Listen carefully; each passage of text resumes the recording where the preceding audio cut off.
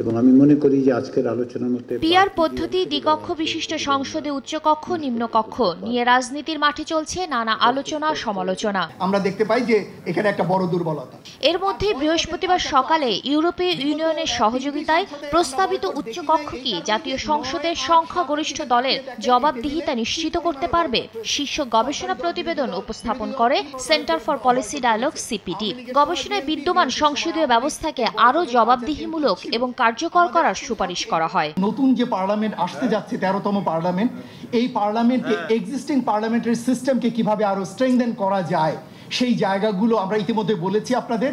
আলোচনায় অংশ নিয়ে সিপিবি নেতা বলেন, দ্বিকক্ষ বিশিষ্ট সংসদের উচ্চকক্ষ নতুন জমিদার তৈরি ছাড়া আর কিছু হবে না। অন্যদিকে পিআর পদ্ধতির দ্বিকক্ষ সংসদ সাংবিধানিক রক্ষা কবচ হিসেবে কাজ করবে বলে মন্তব্য করেন এনসিপি সদস্য সচিব। উচ্চকক্ষ চাইলেও পিআর পদ্ধতির দ্বিকক্ষ সংসদীয় ব্যবস্থা বিএনপি চায় না বলে আবারও জানান দলটির সাংগঠনিক সম্পাদক শ্যামা ওবায়েদ। উই এগ্রি যে আমাদের উচ্চকক্ষটা যদি থাকে পার্লামেন্টে, এটা যদি ইন্ট্রোডিউস হয় তাহলে এটা পার্লামেন্টকে অ্যাকাউন্টেবল করবে। কি পদ্ধতিতে হবে সেটা আলোচনা হতে পারে। বিএনপির stand for now is that we do not agree with to have a bicameral system through PR. এটা আমরা এগ্রি করি না। সংবিধানে পরিবর্তন নিয়ে আসতে হলে উচ্চকক্ষে যেহেতু তার সিম্পল মেজরিটিও ইভেন থাকে না, অন্য যে দলগুলো আছে আদতে বিরোধী দল, তাদের উপরে তাদেরকে নির্ভরশীল হতে হয়। বাংলাদেশে যে সাংবিধানিক সংকটগুলো অতীত তৈরি হয়েছে সেটা যেন আর ভবিষ্যতে তৈরি না হয়, তার জন্য উচ্চকক্ষ পিআর সিস্টেম একটা রক্ষা কবচ হিসেবে কাজ করবে।